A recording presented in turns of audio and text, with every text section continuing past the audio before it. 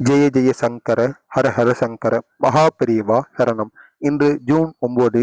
இன்று இரவில் நாம் தூங்குவதற்கு முன்பாக இந்த ஒரே ஒரு பொருளை மட்டும் நாம் நமது தலையணைக்கு அடியில் வைத்து தூங்கி வந்தோம் என்றால் விநாயகரின் ஆசையும் அது மட்டுமல்லாமல் நமக்கு இருக்கின்ற நோய் நொடிகள் கஷ்டங்கள் பிரச்சனைகள் அனைத்தையுமே விநாயகர் தீர்த்து வைப்பாராம்.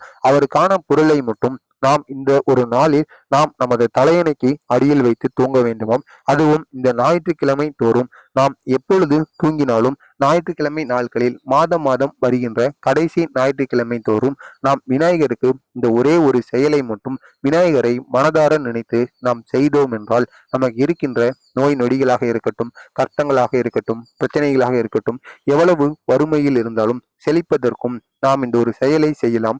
நீங்கள் இப்படி இந்த ஒரு பொருளை தலையணைக்கு அடியில் வைத்து தூங்கும் பொழுது விநாயகரை மனதார நினைத்துக் கொள்ளுங்கள். இரவில் தூங்கும் பொழுது உங்களுக்கு என்ன பிரச்சனைகள் என்ன கஷ்டங்கள் இருக்கின்றதோ அது அனைத்துமே தீர வேண்டும் என்பது போல விநாயகரிடம் நீங்கள் முழு மனதுடன் கூற வேண்டும். இப்படி நீங்கள் கூறிவிட்டு அதற்கப்புறமாக இந்த ஒரு செயலை நீங்கள் செய்து பாருங்கள். உங்களுக்கு மிக பெரிய அளவில் நன்மைகளானது நடக்க அதிக அளவில் வாய்ப்புகளானது இருக்கின்றது.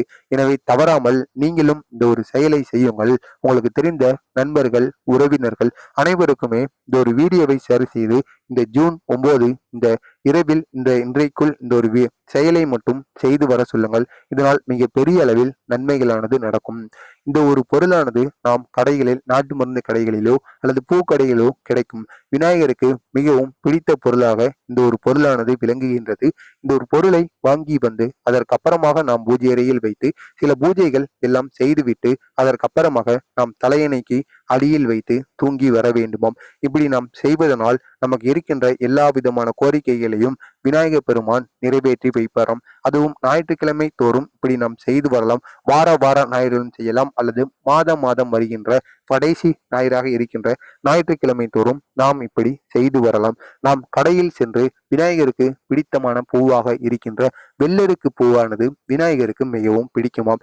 மிகவும் சக்தி வாய்ந்த இந்த வெள்ளருக்கு பூவை நாம் கடைகளில் இருந்து வாங்கி கொண்டு வந்து நம்முடைய வீட்டில் இருக்கக்கூடிய விநாயகரின் புகைப்படத்திற்கு முன்பு வைத்து ஒரு நல்லெண்ணெய் தீபம் ஒன்றை ஏற்றி கொள்ள வேண்டும்.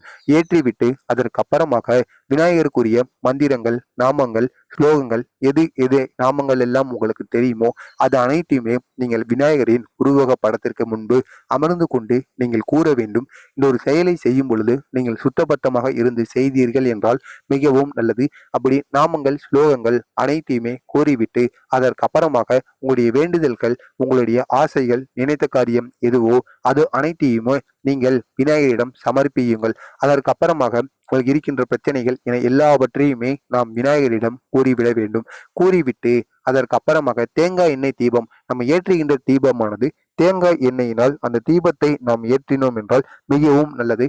விநாயகருக்கு தேங்காய் எண்ணெயால் தீபம் ஏற்றினால் மிகவும் பிடிக்குமாம். இந்த ஒரு தீபத்தையும் நாம் இன்று இரவில் ஏற்றிவிட்டு அதற்கப்புறமாக அந்த வெள்ளருக்கு பூ இருக்குல்லவா அந்த வெள்ளருக்கு பூவுடன் சிறிதளவு ஒரு 2 3 எண்ணிக்கையில் இருக்கக்கூடிய அருகம்புல் இருக்கல்லவா அருகம்புல்லையும் நாம் அதனுடன் சேர்த்து கொள்ள வேண்டுமாம். அந்த அருகம்புல்லையும் நாம் அந்த வெள்ளருக்கு பூவுடன் சேர்த்துவிட்டு அதற்கப்புறமாக அந்த வெள்ளருக்கு பூவில் சிறிதளவு சந்தனம் குங்குமத்தை நாம் வைத்து கொண்டு அந்த வெள்ளருக்கு பூவை அப்படியே நாம் நமது தலையணைக்கு அடியில் வைத்து வேண்டுமானாலும் தூங்கலாம். அல்லது அதனை ஒரு துணியில் மஞ்சள் நிற துணியோ சிவப்பு நிற துணியிலோ நாம் அதனை கட்டி கொண்டு அதற்கப்புறமாக அதனை நாம் நமது தலையணைக்கு அடியில் வைத்து தூங்கி வரலாம். நாம் இந்த ஒரே ஒரு செயலை மட்டும் நாம் செய்வதனால் நமக்கு இருக்கின்ற பிரச்சனைகள் கஷ்டங்கள் அனைத்துமே தீர்ந்து விடுமாம்.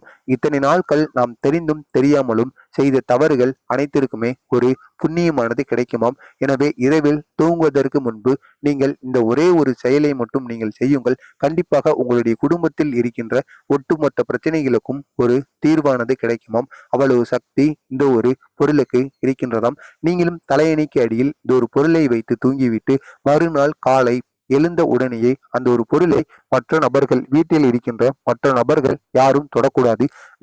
அதாவது இந்த ஒரு யார் இந்த செயலை செய்கிறார்களோ அவர்கள் தான் இந்த ஒரு பொருளை தொட வேண்டும். அவர்கள் தொட்டு அதற்கப்புறமாக இந்த ஒரு பொருளை எடுத்து அதாவது ஓடுகின்ற நீரில் நாம் இதனை கரைத்து விட வேண்டும். அப்படி கரைக்கும் பொழுது நம்முடைய பிரச்சனைகள், கஷ்டங்கள் அனைத்துமே சிறிது சிறிதாக நம்மை விட்டு கரைய தொடங்குமாம். அவ்வளவு சக்தி இந்த ஒரு பொருளுக்கு இருக்கின்றதாம். எனவே நீங்களும் இந்த வெள்ளெருக்கு பூவை உங்களுடைய வீட்டில் வாங்கி வைத்து உங்களுடைய தலையணைக்கு அடியில் வைத்து இந்த ஒரு செயலை எல்லாம் செய்து நீங்கள் செய்து வாருங்கள். கட்டாயம் உங்களுடைய பிரச்சனைகள் அனைத்திற்குமே ஒரு தீர்வானது கிடைக்கும். விநாயகருக்கு மிகவும் பிடித்த பூவாக இந்த வெள்ளெருக்கு பூவானது விளங்குகிறது. எனவே தவறாமல் நீங்களும் இதை செய்யுங்கள். உங்களுக்கு தெரிந்த நண்பர்கள், உறவினர்கள் அனைவருக்கும் இந்த ஒரு வீடியோவை ஷேர் செய்து அவர்களையும் இதனை செய்து வர சொல்லுங்கள். இதனால் மிக பெரிய அளவில் அவர்களுக்கும் நன்மைகளானது நடக்கும்.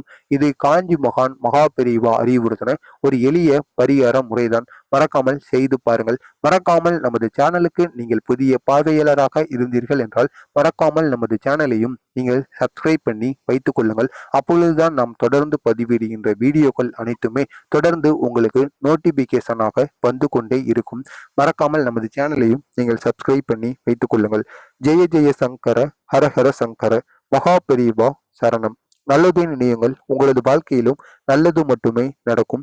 பொறாமை எண்ணம் கொண்டவராக இருக்காதீர்கள். வாழ்க்கையில் ஒருபோதும் வெற்றியை காணவே முடியாது. மறக்காமல் நமது சேனலையும் நீங்கள் சப்ஸ்கிரைப் பண்ணி வைத்துக் கொள்ளுங்கள். நன்றி, வணக்கம்.